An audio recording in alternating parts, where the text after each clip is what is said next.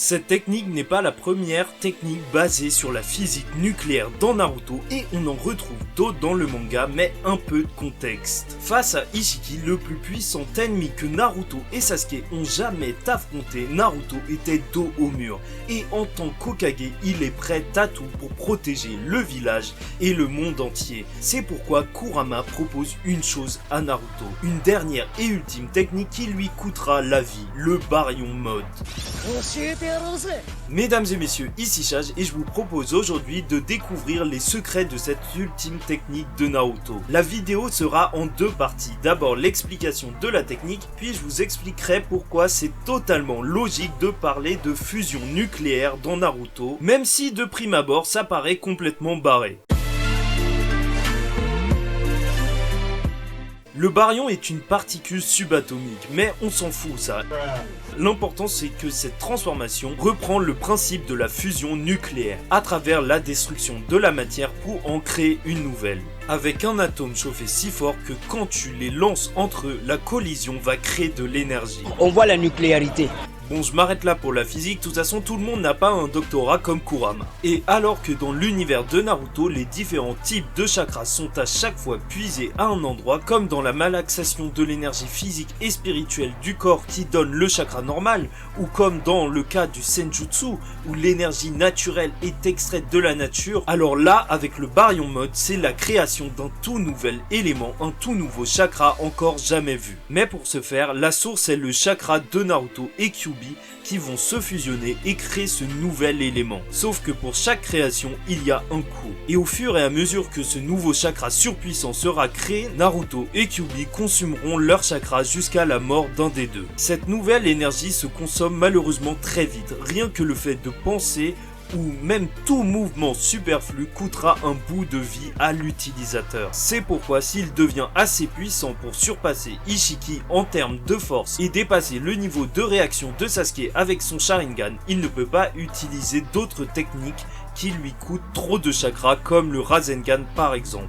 Naruto va donc utiliser tout simplement du taijutsu mais juste surpuissant. Sauf que cette technique ne se résume pas à un simple gain de puissance et l'aspect le plus puissant de cette technique est l'absorption de vie. En effet, il faut voir cette technique comme un trou noir qui aspire le chakra de Naruto et Kurama, mais aussi des personnes avec qui il rentre en contact, puisque la réaction est tellement violente que l'ennemi ne perd pas juste du chakra, mais voit sa vie écourtée. Au final, c'est un peu comme si l'adversaire de cette technique était irradié par cette arme nucléaire, et c'est déjà une première partie de la symbolique juste parfaite de cette technique, mais on va voir ça en détail. Et avant d'aborder le vif du sujet, je voulais vraiment te demander de t'abonner si t'es fan de Naruto ou même Boruto, et crois-moi, tu vas pas regretter parce que la suite de la vidéo va t'impressionner.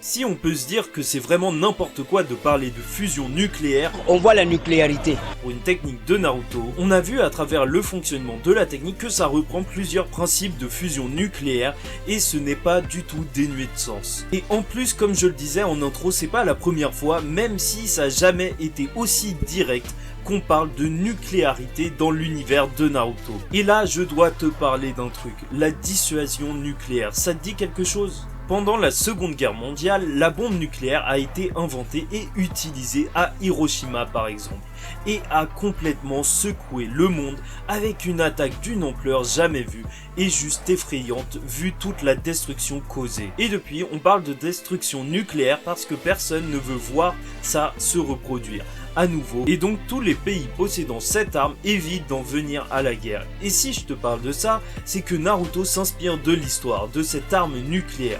C'est un manga qui parle de guerre et des choses terribles qui en découlent, donc c'était juste un passage obligé. Mais avant le Baryon Mode, l'arme nucléaire était représentée par les Biju.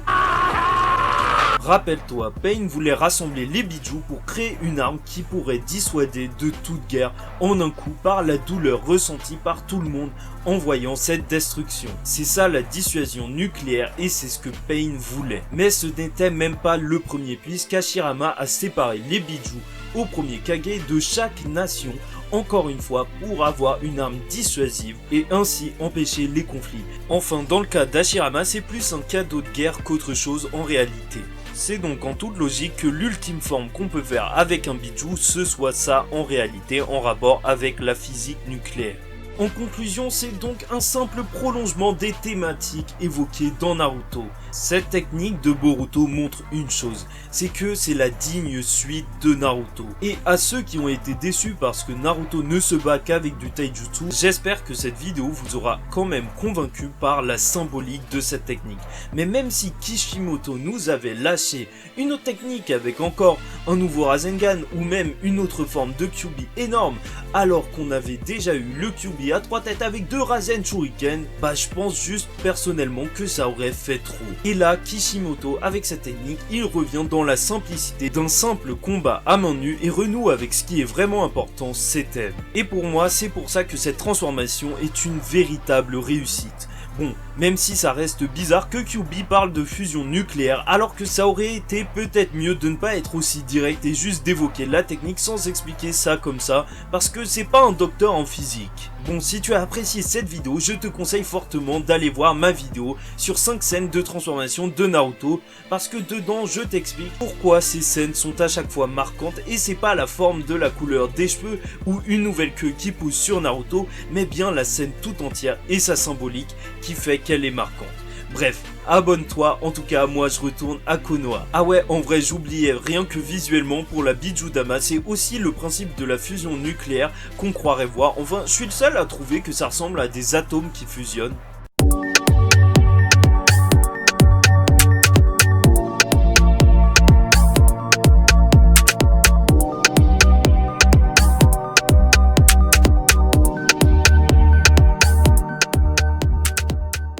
Sopra questo diesel T'aurais platiné le gang. Comment c'est le bendo? La rue c'est pas Nintendo. Ça t'éteint sur un go. T'aurais platiné le gang. Comment c'est le bendo? sopra questo diesel T'aurais platiné le gang.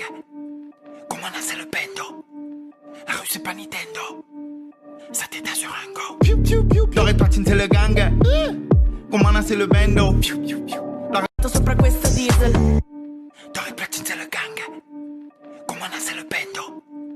La rue c'est pas Nintendo. Ça t'éteint sur un go. T'aurais platiné le gang. Comment c'est le bendo?